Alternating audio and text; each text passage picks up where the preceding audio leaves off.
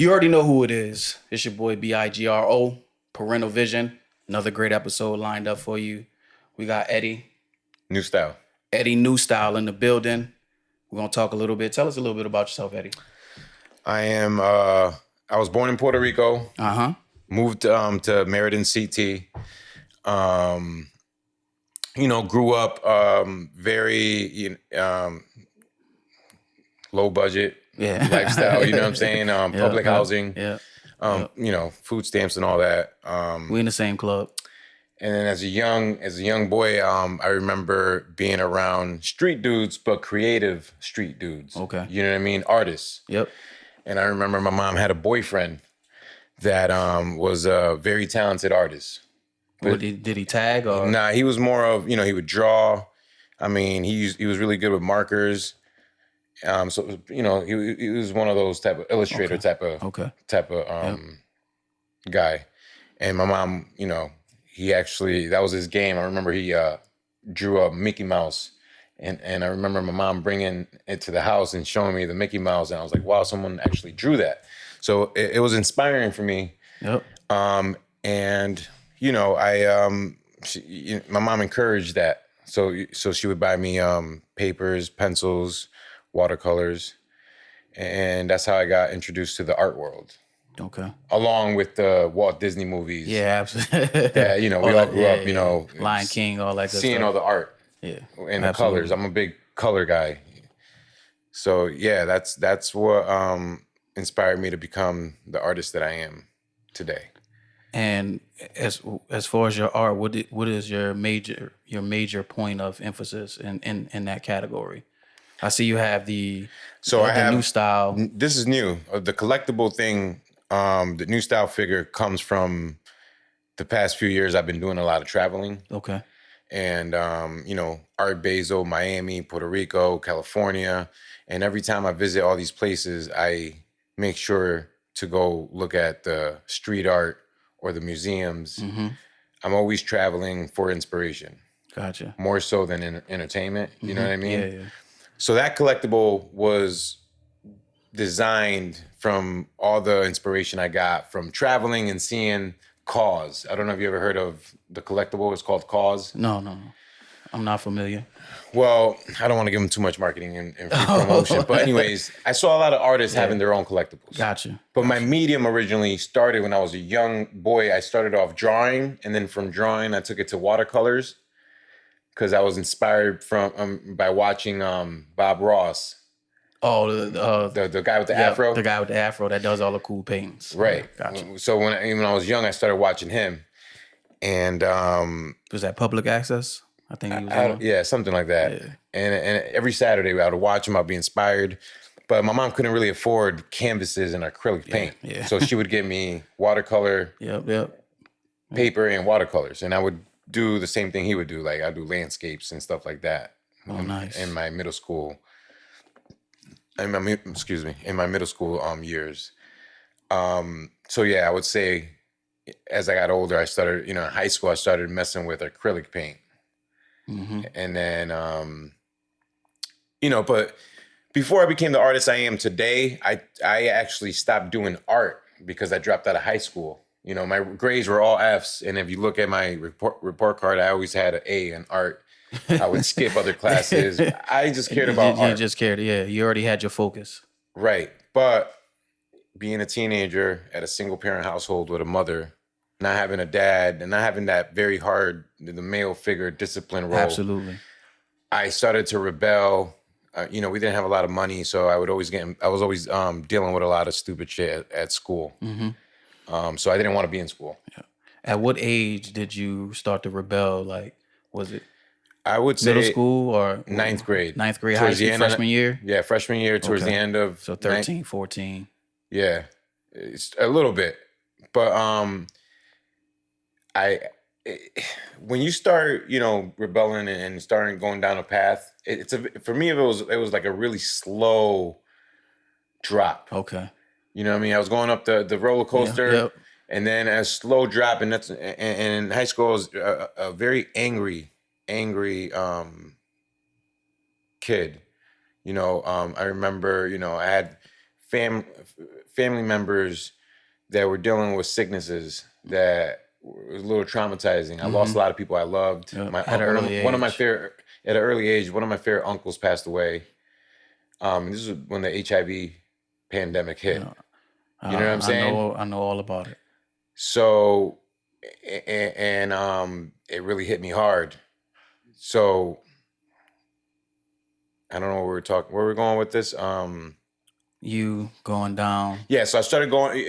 I didn't have those father figures. Yeah. So at being a teen, I had to deal with another situation that I came across. My mom couldn't pay the bills because she recently her boyfriend broke up with her. I mean, they broke up. They just didn't. She broke up with him. He broke up. You know, they're always back and forth, and eventually it was over. And it was just bad for me. Yeah. Home was messed up, stressful. School was stressful. So I tried to go to Beat the Streets, which is a boxing place in Meriden.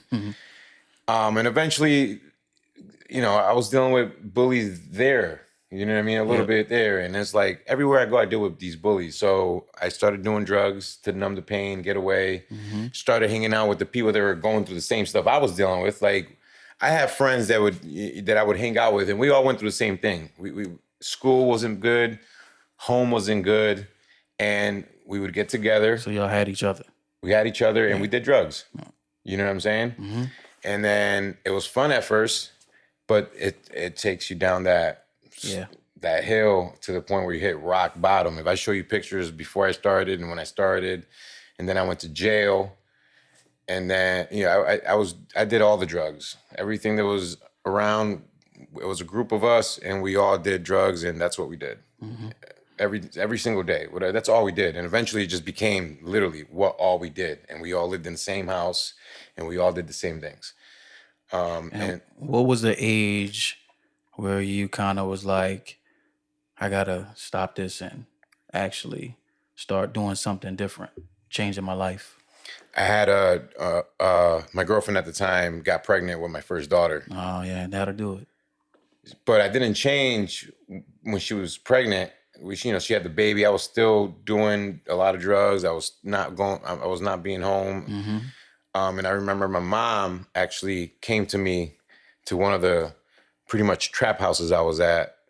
And I went outside, and she's like, long story short, she gave me this big motivational speech lecture. And she pulled out a picture of my daughter. My daughter was probably 1 year old, standing, and it was a beautiful picture of my daughter. And I was like, she's like, you're gonna lose this if you don't change. You know what I'm saying? And it kind of like struck me. Yeah. She was standing. You didn't get to see her stand? No, I wasn't there. I didn't get to see her crawl, stand, or none of that. Right. I was never around. So that was very impactful. It was my first daughter. You know what I'm saying? I was out doing drugs. So she says, shows me that picture. My daughter looked exactly like me. So, it woke me up. And I was high right there when I was having this conversation. Snapped you out of that. It just woke me up. And then slowly I started doing little changes. But I had some stuff in the back that had warrants. Yeah. So eventually they caught up to me, and I ended up going to jail, which was the biggest blessing in disguise ever. Absolutely. It changed my life. You know what I'm saying? Like, thank God I went to jail. Because I kept saying I could do this on my own, and all I ever knew at that time was guys that did drugs. Drug dealers or drug addicts. And if I stayed around it, I would have to literally disappear from everyone to find who I am and get clean. Because you never really know where the real help for you is going to come from, and it sometimes comes in the worst places. Jail, which was jail for me. Yeah. In jail, I learned, I got off the drug. Obviously, you get off the drugs. You do counseling groups. You get to go to school, which that's where I got my GED. Okay. Eventually, you get to work out. Yes, you deal with the street dudes that are still with the same mentality. Ones that you gotta not even speak to because you might get into a fight with. Yep. So you start realizing that I'm in here. I got to do my time, and I got to find all the opportunities in here. There's opportunities everywhere, even in jail. There's an opportunity. Yeah. So I remember I became I didn't have a barber license at the time, but I became the the barber for the jail at the time. And I started, cutting hair. Now, were you getting paid for that? $17 a month. So was that for your commissary or just? Yeah, I would use it for my commissary. Okay. My mom wouldn't send me money because she was, she felt like if she sent me money, she was supporting what you did, what I did, and she didn't want me to feel comfortable in there. And how many kids did you have when you went in there? Was it just the daughter, the first daughter? I had a daughter, and my girlfriend at the time was pregnant with my son. With your son, okay. So you had a daughter and one on the way. One on the way. And then you were in jail. And I was in jail. And it was, it was bad. It was one of the greatest times of my life and one of the worst times of my life at the same time. Weird. Yep. You know what I'm saying? But, I recovered. I got clean. I got my GED. I read books. I did art. I cut hair. I wrote music because I do hip hop. I rap. Okay. I still rap, and I still do music, and I still do music videos, and I pretty much talk a lot. I talk about my life, and I make motivational music. Is it conscious? Yeah, it's just something that I do to show that other artistic aspect of myself. I've always did music. I got songs on the radio, 93.7. A couple DJs play my music. But jail saved my life. And then I came out of jail. And what was your mindset coming out knowing was your son born by the time you got out? My son was born. Yep. Okay, so what was your mindset coming out of jail? What was the first thing you wanted to do as far as your kids were concerned? What I wanted to do was become something respectable. And just be a different person. But it was not easy. When I first came out, I had nowhere to go. So I remember staying with my brothers in my brother's house for a little bit. Because actually at that time, me and my kid's mother weren't together. Yep. So I remember staying at my brother's house and just doing different jobs. I was still trying to figure out what I wanted to do. I wanted to be a rapper and I wanted to, do music. But I know number one was let me get my money. Yeah. Let me get this job. Yeah. And I should have really went to school for barbering, but I didn't. I actually started working at Bizzuto's, which is in Cheshire, a food distribution center. I remember I was a selector. And before that, I was actually working at a farm as a selector, like selecting flowers and stuff like that. But no, then I got the job at Bizzuto's, making good money, working long hours, 6 days a week. And I got established. I established myself. Actually, me and my kid's mother at the time got back together. And I was trying to do the family thing and the work thing and rapping. I remember I was doing I had a check every week, obviously, and I would make sure I'd be at the studio once a week, recording a new song. And I got pretty far with it.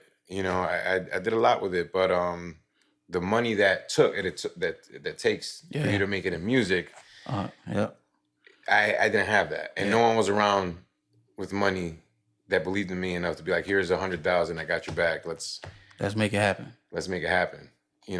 And when you don't have the resources and the connections, and we're in Connecticut, and nobody's looking at rappers in Connecticut really, they're all looking at New York and Boston. Yep. So that kind of flopped, and I got a little depressed. Okay. And by this time, this is a couple years fast forward. Like I said, I had records on the radio back then, and I was moving around, but the money just got depleted. Yeah. And I remember leaving the job because I wanted to go full time. I want to do it full time. Chasing the music. Absolutely. And it was just a recipe for disaster. And it happened. I got depressed. I thought about committing suicide 2 times. I got deep with it. Yeah. Because I'm like, damn, I just gave this my all mentally and financially, and I'm at square. And nothing happened. Nothing happened. I mean, something happened. Right. And this time, what you wanted or needed to happen. Right. And this time I'm with my second kid's mom. After those years, I broke up. I got with another one. Yeah. And then towards the end, she supported me for a little while. And then eventually her and the family was like, what the fuck is this kid doing? Yep. He has no direction. He wants to be a rapper. Everyone laughs at people that if you never made it, here goes another rapper. I know. It's embarrassing. I was on that same path, so it's embarrassing. And you're around the family. Everyone is talking about made money doing it. So, right.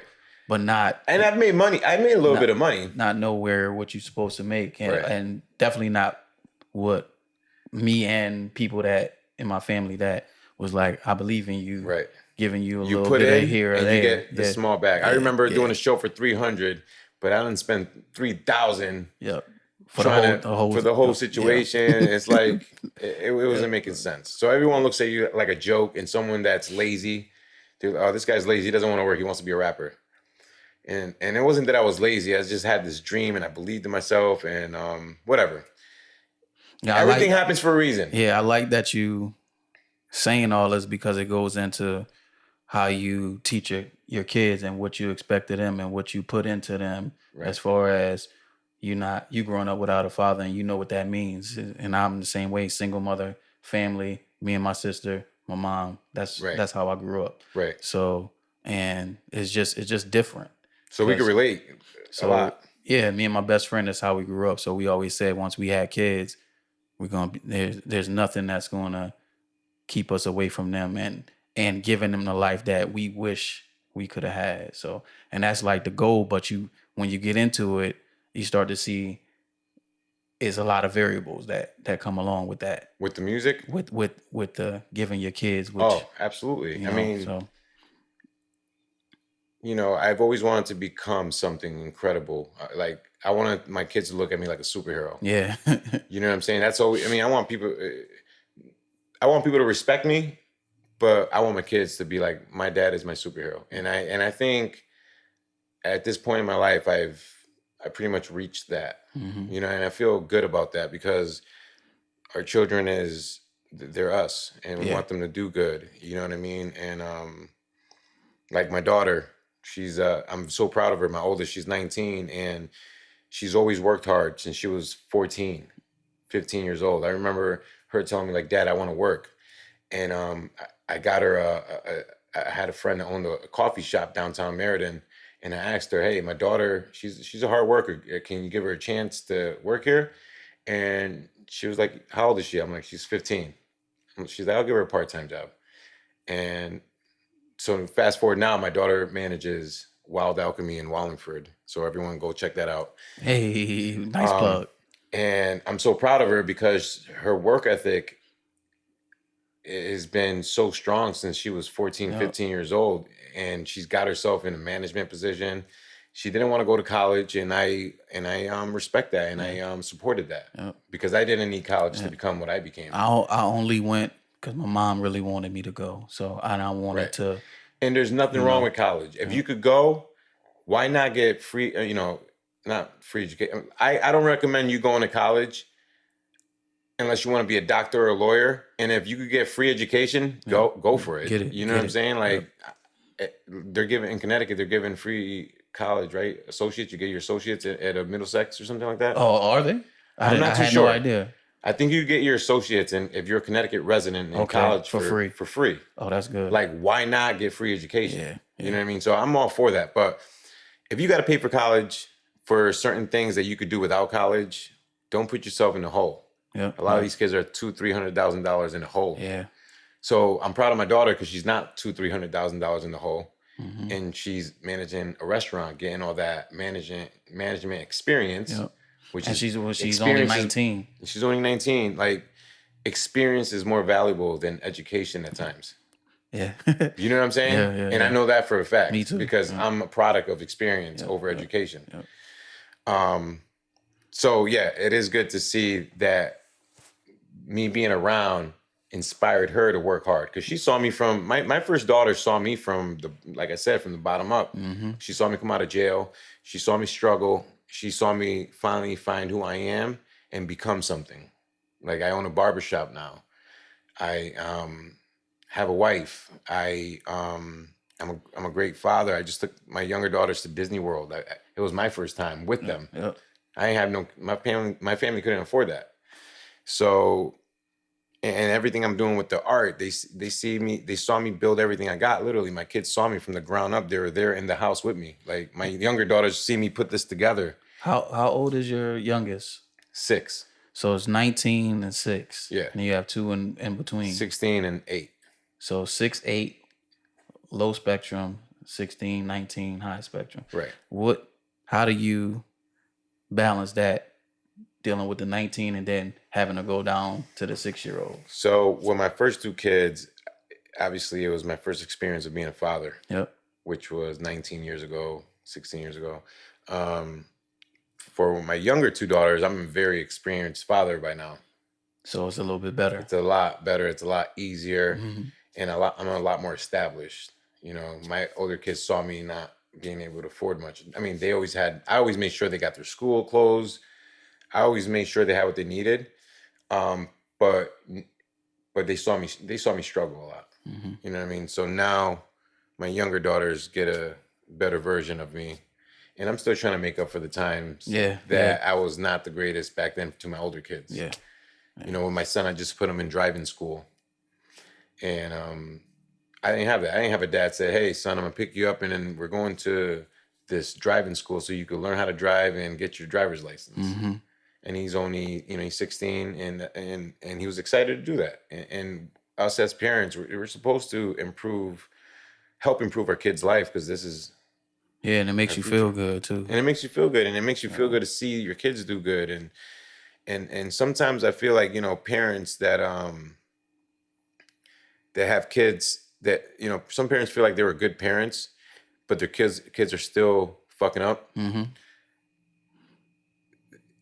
You got to look at yourself and figure out what you did wrong. Yeah. Because sometimes it is what you did wrong, and you got to take that accountability. Like, I know what I did wrong when I was a parent with my older kids, you know what I'm saying? And you got to take accountability and perfect that. But sometimes you come across, like me, I was a rebellious kid. And, I put my mom through some shit. Stuff you saying making me laugh because I did a lot of the same things.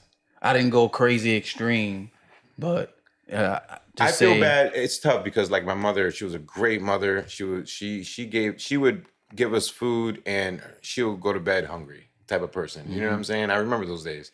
I remember her not being able to pay the light bill, being shut off for a couple of days or a week. She hustled to figure it out. Like we went through some shit. But it was the thing with my mom's thing was she didn't want to let me meet my dad because he was in the streets. And, long story short, I was mad at that. I was mad, like, what, let me meet my dad. So eventually she did let me meet him. And I moved to Philadelphia for a while with him to get to know him. But then I realized why she didn't want me to meet him. How old were you when she finally let you meet him? I met my dad when I was 17. 17, okay. So, and I understood. But I used to hold that against her, and like I said, I was a very angry boy, a teenager, and that's where it came from.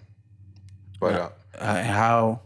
Because I know, growing up as a kid, you think you know so much, and then once you get older, you realize you really didn't know anything at all, and you think you had it all figured out with your feelings and your emotions, and you like they were guided in the right direction, but they were terribly wrong and misguided. So how do you tell your kids, hey, I know you feel this way, but you once you get a little older, you got to understand, you're going to understand things a little bit better and be able to deal with it. How do you walk them through that process of dealing with their emotions? Because they at the time they think their emotions are 100% right and how they feel, which it may be true, but in some cases, you have to let them know, like, I get it. You're sad or you're mad or you're upset, you're angry, but this is what you need to do, or this is how you need to process that, because those feelings, you're at that age, but as you get older, you're going to see that those feelings are not valid. Yeah. I've never put my hands on my kids ever. Oh, there's nothing wrong with that. You know what I'm saying? So I feel like my kids know that I don't want to hurt them, as far as like I'm gonna keep it real with you. However it is. If you're going through something, I'm gonna tell you if you're wrong. I tell my son if he's being lazy, you know. So as far as emotions, they see me get angry, and I think that they deal with anger the same way I do, but they also know that anger could take you somewhere very bad. Mm-hmm. And they've seen it with me, you know, jail, or being in altercations that I shouldn't have been. So I think them watching the experience of, if we're talking about anger, you know, when it comes to talking about anger, I feel like they know that anger could take you to a bad place. So I feel like they learn how to control that aspect of it from my experiences. Okay. You know what I mean? But I also, you know, what do you mean exactly by emotion? Like, as far as being sad or feeling like they could do something or angry? Or just like, for example, my my mom never talked bad about my father. Right. But she wanted me to get to a certain age where I go find, I knew who he was. I used to visit him from time to time. She wanted me to get to the age to find out, experience him for myself, and then make my own opinion of him, which I always appreciated. But I also was angry because if she never talked bad about him, why y'all not together? Yeah. Like, you don't have anything against him, but so why y'all not together? So once I became 17, just like you, I went down to college. I graduated high school at 17, went down to college with my dad. I lived with him for the first year and a half or so of college. And that's funny. I lived with my dad and once I seen how he was, then I called my mom and said, hey, you know, my dad does X, Y, Z. She just started laughing. She's like, I never told you those things, but yeah, that's... So then I started to understand, okay, those feelings that I had, they weren't what it was. It was, I had to see it for myself, kind of thing. And I had to get older and mature enough to be able to understand it too. Yeah, I mean, I always knew, like, my mom, when I was young, I found out about my mom not being with my dad because he did drugs when I was 8 years old, around that 8 or 9, because I would ask. I remember my earlier years moving to Connecticut. I remember I had a little picture of my dad, and I would hold it with me all the time. I would see it, I look at it, and eventually it just, I couldn't, you know, I lost it, or I don't know if my mom took it away. I don't know. But I would ask about my dad. She told me what, so I understood. I get it, all right? You know, but I always thought about my dad. I wanted to meet my dad, and that made me an angry boy. Mostly not being, you know, the dad situation was big on me, and it still is. Like, I have a great relationship with my dad now. I call him once every 3 days. We have a great relationship, and I'm glad that we do. And I know it stems from me not having him, and I want to learn. I love to hear stories when he talks about, you know, when you were a kid, I used to cut your hair outside, and because he's a barber also. And I just love hearing those stories because I'm like, I did have a dad before I could remember. You know what I mean? Before you can remember. And if he didn't fuck up, he would have still been around, and he would have done the barbershop thing like I did. Like, I eventually ended up doing everything my dad was supposed to do. Open up a barbershop, you know, and help my kids. Yeah, and you're mad because you see other kids with their dads doing this, having fun at the park, playing, going on trips, going on vacation, playing baseball. Like, they come to school saying, "Oh, my dad got me this," or "My dad did this," or "We did this," and you don't have any of those experiences, so that makes you angry. Like, that's why with my kids, I treat, you know, as they get older, my older two kids, I'm a little, I get more disciplined and a little more tough because I prepare them for the real world. For the real world, exactly. Like, my son the other day asked me, "Hey, Dad, can you cash at me $10?" I said, "No." Like, don't get comfortable with me thinking I'm the bank. Like, I'm gonna put you through a little bit of fucking tough love too. Yeah. Because I know you need that, because the world ain't gonna be nice to you. Yeah. And like, when you go to karate class, your sensei prepares you for a battle. Yeah. You know what I mean? They punch you in your stomach, they kick you in your nuts, and they love you, and they want to make you the greatest fighter of all time.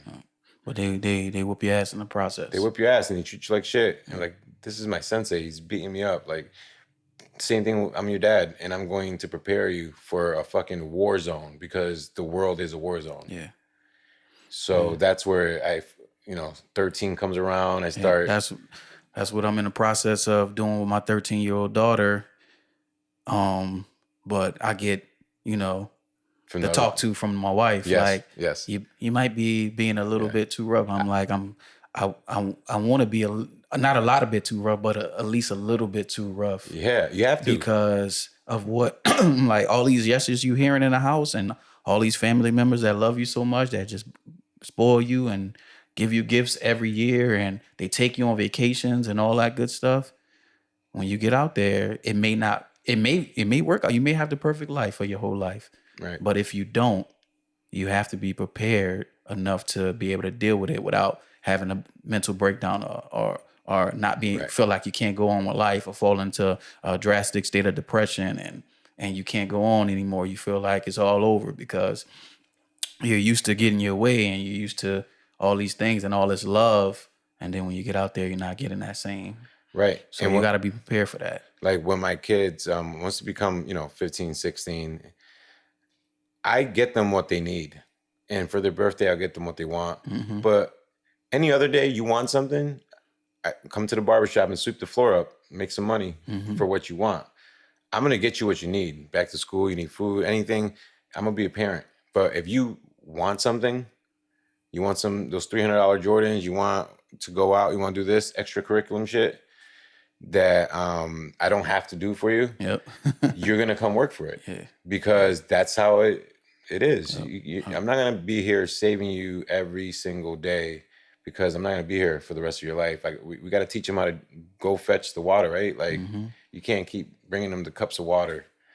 So I'm very big on once you start turning in your teen years, teaching you the values of hard work. Of working, absolutely. Because that's the only way. There's no other way around it. Hard work is what's going to get you to be a successful person and happy. And then also, I also teach my kids to give back. You know what I'm saying? It's not all about receiving. It's about giving back too. Yeah. You can't be a taker and think you're going to be taken for the rest of your life and you think it's going to keep coming flowing because it's going to stop. And I believe in, I believe in charity work. So I teach my kids that too. I just had that. I literally just had this conversation with my daughter earlier today. She has these Jordans that she loves. She kept them clean. She's like a size and a half bigger. She's trying to squeeze her foot into the Jordans. I'm like, I get it. You love them. She's like, well, I'm going to clean them up and sell them. I said, no, you're not. You're going to clean them up and you're going to give them to someone that doesn't have any or may need some. Or we could start with a family member that may need it. And if not, then you can go down to Salvation Army or something and give it away. And she's pouting now because she wants some money for it. Right. And I asked her, I said, did you buy those Jordans? And she's like, no, you bought them. I was like, okay, then. So why you pouting like you spent your hard-earned money on them when you didn't? Right. So you're going to clean them up nice, and then you're going to give them to somebody that needs them. And that was a time for a lesson, and you did great. Like, I do things like that too, and that's what we're supposed to do. Like, use certain experiences. Like, let me turn this into a lesson moment. Because it could have been both ways. You could have sparked their entrepreneurship, like, all right, go sell them. Yeah. But it's not all about that. It's about also, I'm going to use this to teach her to give back. Yeah. Because we need to teach our kids that it's not always make money, make money, make money. It's definitely the world needs us and we're supposed to be here for each other. So I also teach that to my children.